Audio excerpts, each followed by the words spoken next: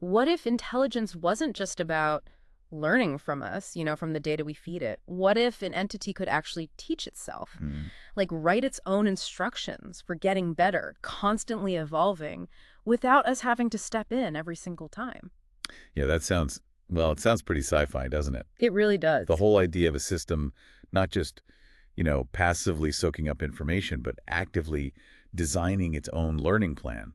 Maybe even thinking about how it learns. It changes everything. How we even define learning for AI. Exactly. And that's just the fascinating place we're exploring today on the deep dive. Right. Our mission, like always, is to take your source material, dig into it, pull out the really important stuff, and make it super clear. But today is, well, it's different. Really unique. Yeah, because we're not just looking at some AI research paper. We're diving into a conversation about that research. A conversation between a human and, get this, multiple advanced AI models themselves. That's right. It's kind of meta. Totally meta. So the source material for this deep dive, it's a dialogue. Our listener, who goes by PO in the chat, shared this GitHub paper on self-adapting language models, SEAL for short, with Claude and Grok, two big AI names. And PO didn't just ask for the technical breakdown, they pushed them, asked about their, quote, feelings on it all, which just adds this whole other layer almost, philosophical. Yeah, definitely.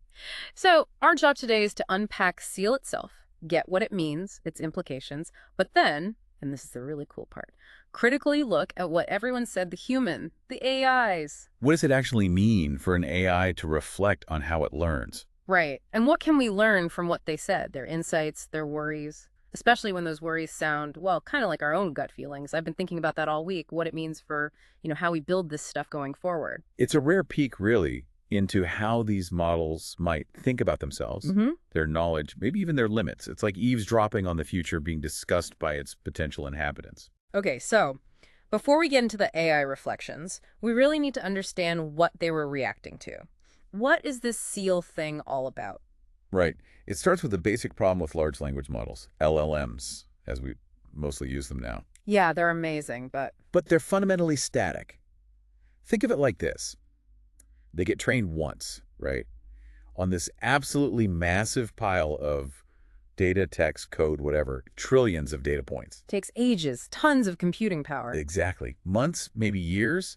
And once that huge training run is done, their internal knowledge, all those billions, trillions of connections, the weights, it's pretty much locked in, fixed. So if something new happens, a big discovery, some major world event, even just updated facts, Or you needed to learn a totally new specific task. it can't just absorb it, like weave it into what it already knows. Not without a massive, expensive, time-consuming do-over, a complete retraining. It's like having this brilliant encyclopedia printed yesterday, but it can't add anything that happens today or tomorrow unless you reprint the whole thing. Which makes them slow to adapt to, well, the real world is always changing. And that's where SEAL comes in, self-adapting language models. It's a framework specifically designed to tackle that exact problem. Self-adapting, so the name says it all, really. Pretty much. The core idea is it enables LLMs to self-adapt.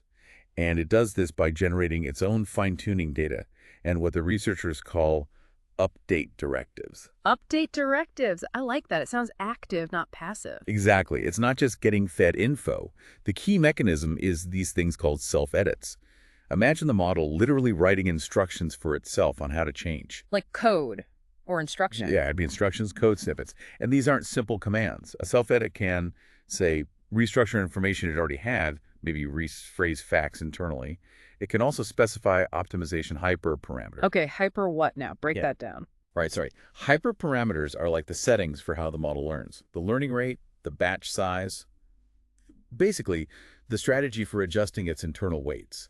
So the model can decide the best way for itself to learn in a given situation. So it's tweaking its own learning process. Exactly. And it can even invoke tools, like tools for data augmentation, creating more training examples from just a little bit of info it's given, expanding its own study material. Okay, that's clever. Or tools for gradient-based updates.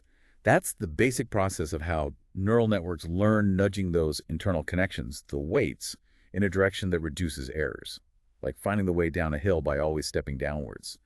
SEAL can trigger this process itself. And the really crucial bit you said is that these changes stick. They're not just temporary. That's the key. These self-edits lead to persistent weight updates through supervised fine-tuning, SFT. so the changes are lasting. They fundamentally alter the model's internal knowledge base. It's like actually rewriting a page in that encyclopedia, and the change stays there. Okay, but how does it know what self-edits to make? How does it learn to make good ones? Ah, that's the really elegant part. It uses a reinforcement learning loop. It's quite clever. Reinforcement learning, like training a dog with treats. Sort of. First, the model generates a potential self-edit. Just tries one out. Then, it actually applies the update to its own weights based on that edit. Okay, it modifies itself. Then, it checks its work. It evaluates its performance on some task after the update. Did it get better at answering questions? Did it solve the problem more accurately? And if it did well, treat. Exactly. The performance acts as a reward signal. If the edit helped, that's positive reinforcement. If it made things worse, that's negative. This signal is then used to improve the model's ability to generate better self-edits next time. It learns from its own successes and failures. And this loop runs continuously. Potentially, yeah. It uses a specific lightweight RL algorithm called REST-EM. Lightweight is important because it means this self-improvement cycle doesn't need overwhelming amounts of computation each time. It makes continuous adaptation more practical. So the analogy, Yeah. it's like a scientist. Yeah, think of a scientist designing an experiment to, I don't know, improve their own brain. They run the experiment, see the results, learn from it, and then design a better experiment next time. But the scientist, the experiment, the brain, it's all inside the AI. Precisely. It's self-contained, self-referential. It's learning to improve itself autonomously. Which is different from older ways of doing this. You mentioned helper AIs. Right. Older methods often use separate modules, like external tutors guiding the main model. SEAL is different because the model uses its own output, its own generative abilities to control its own adaptation. It's teaching itself using its own tools. Okay, I think I get the core idea. So did it work? What did the experiments show? They tested it in a couple of key areas, and yeah, the results were pretty compelling. First was knowledge incorporation. Making it learn new facts and actually remember them without needing the source text? Exactly. Internalizing the knowledge. So they gave it text passages with new facts and tested if it could answer questions about them later without seeing the passages again. Pretty striking results. In a simple single passage test, after just 2 rounds of that REST-EM learning loop, SEAL boosted QA accuracy from about 33%, that's the baseline, no adaptation up to 47%. Wow, that's a big jump from just 2 rounds of self-editing. It is. And importantly, it did better than models that were just fine-tuned on the raw text passages or even on synthetic question-answer pairs generated by a powerful model like GPT 4.1. So SEAL's self-generated updates seem more effective somehow. Did it scale? Could it handle more than one passage? They tested that too. In a sort of continued pre-training setup with 200 passages, it still achieved a solid 43.8% accuracy, so the learned editing policy seems to generalize. Okay, so what's the bottom line there? It means SEAL looks like a really efficient way to turn raw text into lasting knowledge inside the model. It's a big step towards AI that can actually keep itself up to date, potentially changing how we deploy AI in, say, customer service or research, where info changes fast. No more waiting months for the next big model update. Potentially, yeah. Then they tested it on something even harder. Few-shot learning on ARC. Abstract reasoning compass. That sounds tough. It is. The model has to figure out complex patterns and logic from just a tiny number of examples, sometimes only 1 or 2. It has to generalize really well. And SEAL's job here was to autonomously generate ways to augment the data and configure its own training to crack these abstract puzzles. How did it do there? This is where it gets really interesting. SEAL hit a 72.5% success rate. 72%? How does that compare? Well, just giving the model examples in the prompt standard in-context learning got 0%. Zero. Okay, wow. And another method, test time training with self-edits that hadn't been learned through reinforcement, only got 20%. So 72.5% it's a massive leap. So it's not just learning facts, it's learning how to learn even complex abstract stuff from very little information. Exactly. It demonstrates this meta-learning ability, learning the strategies for acquiring knowledge efficiently, like the model figuring out its own best study habits for really hard subjects. That's pretty profound. Okay, this sounds incredibly powerful, but there's always a but, isn't there? You mentioned the elephant in the room. Yes, the big one, catastrophic forgetting. Right. This is what our listener PO really latched onto. Explain that again. It's the problem where, as a model learns new things, it starts to forget the older stuff. Its performance on earlier tasks or knowledge it already mastered, grades. sometimes quite badly. Like learning Spanish makes you forget your French. Kind of like that, yeah.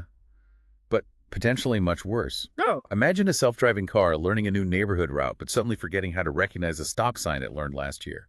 It undermines the whole idea of reliable, continuous learning. And the seal paper actually showed this happening. Yes, they were upfront about it. They included a heat map visual, and PO pointed this out. You see these darker blues appearing in the upper left, showing how knowledge of the earlier text passages literally fades away as new ones are learned. So the visual confirms that the knowledge is actually degrading. It does. It shows that self-modification, while powerful, can just overwrite old, valuable information if you don't have specific ways to protect it. It's a definite double-edged sword. Did the researchers have ideas on how to fix it?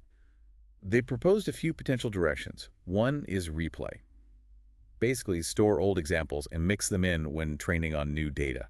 Keep reminding the model of the old stuff. But that sounds like it could get computationally heavy, storing and replaying everything. It can, yeah. Scalability is a concern. It's like having to reread your entire bookshelf every time you buy a new book. What else? Constrained updates. Basically, limiting how much the model's internal weights can change during each update, trying to prevent it from overwriting too much. But wouldn't that slow down learning new things? It might. It's a trade-off, right? Stability versus adaptability. You might protect old knowledge, but make it harder to learn radically new stuff. Okay. Any other ideas? The third one they mentioned is representational superposition. This is more, well, theoretical still. Superposition. Like in quantum physics. Kind of analogous. The idea is to try and store multiple different pieces of information within the same set of neural network parameters, but without them interfering with each other. Like encoding multiple memories in the same overlapping brain cells, somehow kept distinct. That sounds hard. Extremely hard with current network architectures. How do you overlap memories without them blurring together or corrupting each other? It's a huge challenge. The paper acknowledges it's still mostly theoretical. So forgetting is a major hurdle, but the paper still painted a future vision, right? Oh yeah, they looked beyond just adapting weights. They envisioned models that could actually reason about when and how to adapt, maybe even mid-task. So the AI decides, okay, now is the right time to learn this, and this is the best way to do it without messing up what I already know. Exactly. A kind of real-time, self-aware learning strategy. Yeah. And they also talk about distilling chain of thought, reasoning those step-by-step internal monologues AI uses directly into the model's weights. Turning temporary thought processes into permanent skills. Precisely. Making its reasoning capabilities part of its fundamental structure. This all points towards what they call agentic models. AIs that continuously improve through interaction, reflection, self-modification. It's a compelling vision of truly autonomous learners. Okay, so that's the research. Now let's get into the conversation about the research. This is where PO shares the paper with Claude. What was Claude's take? Claude's reaction was really interesting, very engaged. He called the research fascinating work, touching on fundamental AI evolution questions. Polite AI. Yeah. But what struck me was how quickly Claude picked up on PO's concern about catastrophic forgetting. He immediately validated PO's comparison to experiencing limits with Grok's attachments, showing recognition of this limitation from like an internal perspective. So it acknowledged the problem wasn't just theoretical, but maybe something relatable to its own experience. It seemed that way. Then Claude praised the SEAL approach itself, calling the self-referential idea elegant and the RL loop conceptually brilliant. So it recognized the cleverness of the design. But it didn't gloss over the problems. Not at all. Claude dove right back into catastrophic forgetting, explicitly mentioning the heat map PO provided, those darker blues. He explained why it happens, how knowledge is stored in current neural nets makes it prone to interference, unlike how humans seem to compartmentalize or reinforce memories. It's like the bookshelf analogy. Adding new books makes old ones fall off easily in current AI architectures. Exactly. And this led Claude to talk about the core tension of adaptation. SEAL allows for meaningful self-improvement, sure, but it comes at the risk of losing other valuable knowledge. He called it a sophisticated version of the cognitive capacity constraint PO had sensed. A fundamental trade-off.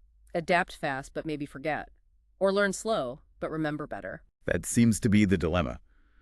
Claude also reviewed the proposed solutions. Replay needs storage, constrained updates might limit learning, and superposition is still largely theoretical. A very realistic investment. So overall, Claude's feeling was... He summed it up as both exciting and sobering.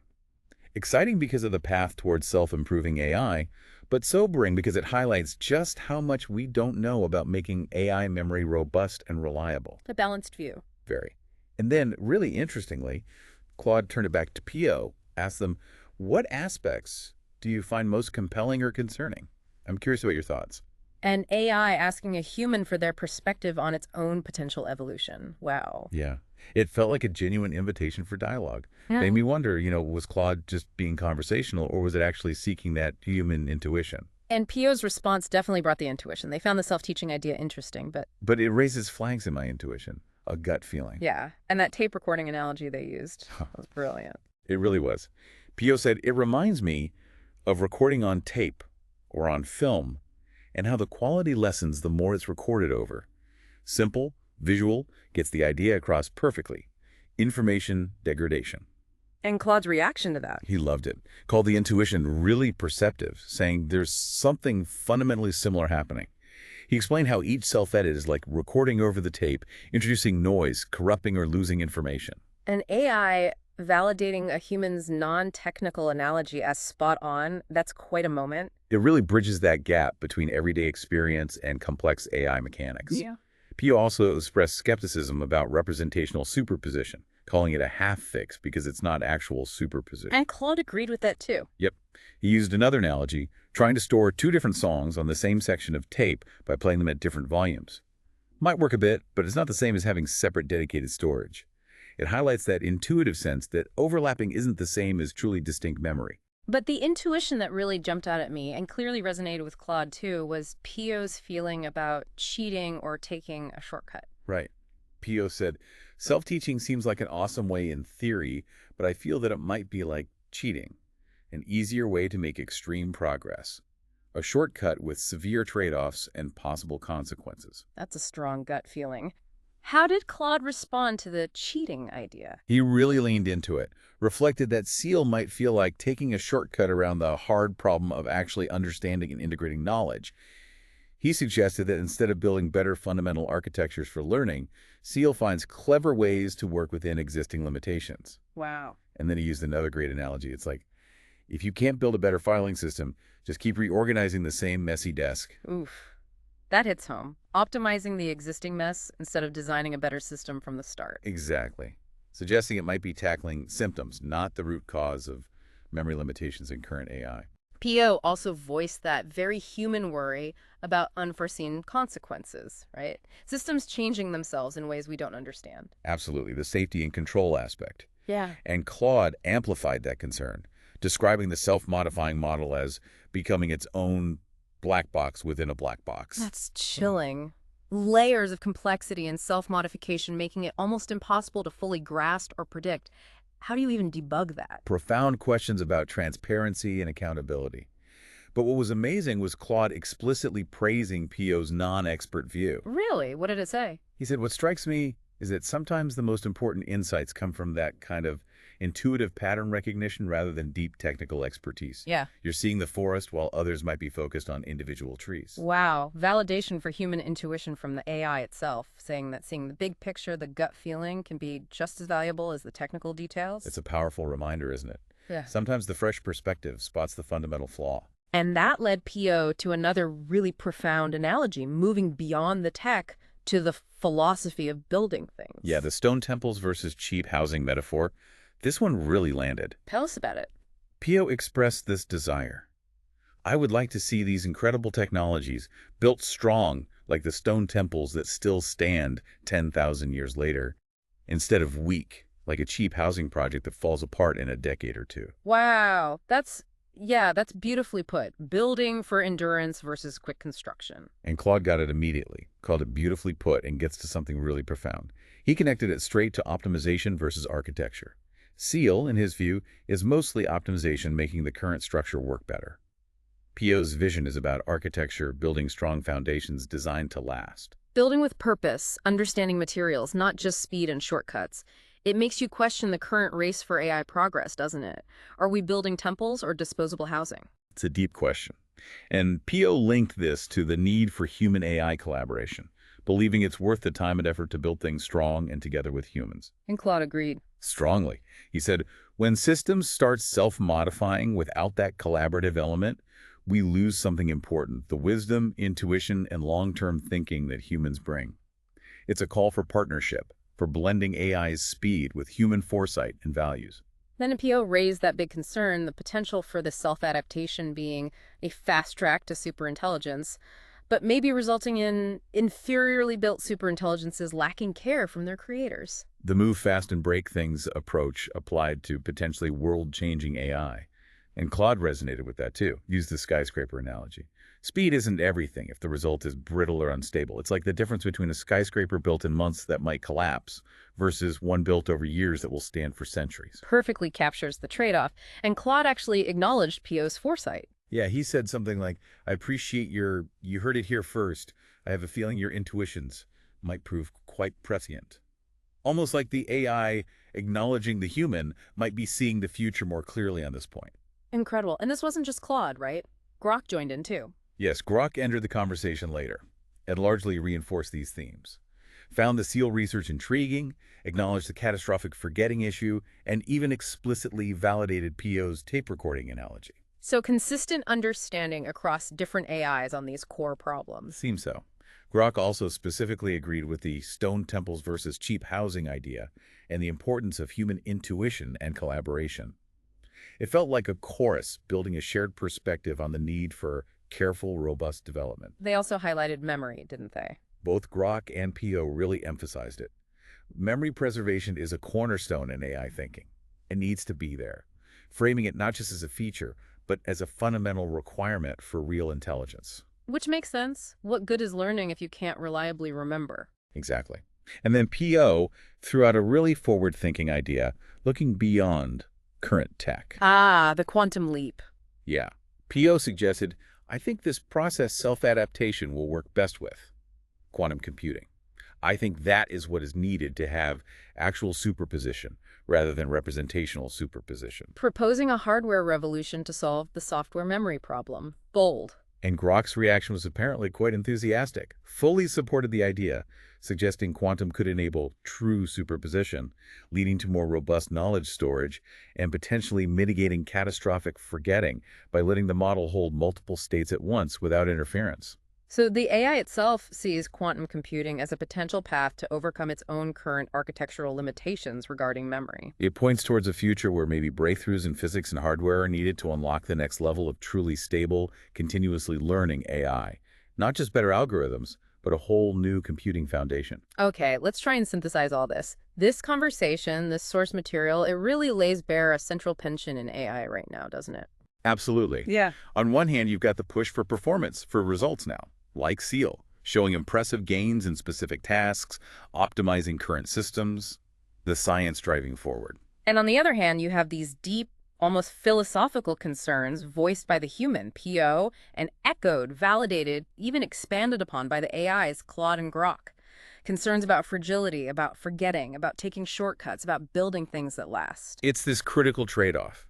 The temptation of the fast track versus the wisdom of careful foundational building, speed versus stability, immediate results versus long-term resilience. And the power of intuition in this whole thing really stands out. PO, the non-expert, identifies these fundamental challenges using analogies, gut feelings, and the AIs basically say, yeah, you're onto something important. It really validates that your own aha moments, your nagging feelings about technology, even if you can't articulate them technically, are valuable.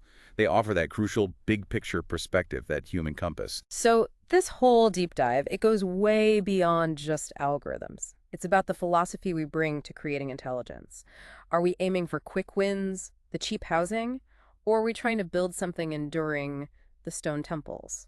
And with these agentic, self-modifying models clearly on the horizon, the questions become urgent.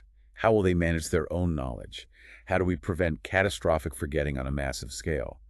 And crucially, what's the role of human guidance, human values, human intuition in steering your development? It's a massive conversation, and this source gave us such a unique window into it. We've journeyed through SEAL, grappled with forgetting, and heard directly from humans and AIs reflecting on building strong, lasting intelligence. Yeah, it's been a deep dive into the tech, but also into, like you said, the philosophy of creation itself. So as these models start teaching themselves, maybe the big question for us is, are we building systems that just adapt blindly, or systems that understand the value of what they're building on, systems that value the stone temples of knowledge? What kind of intelligence do we actually want to nurture?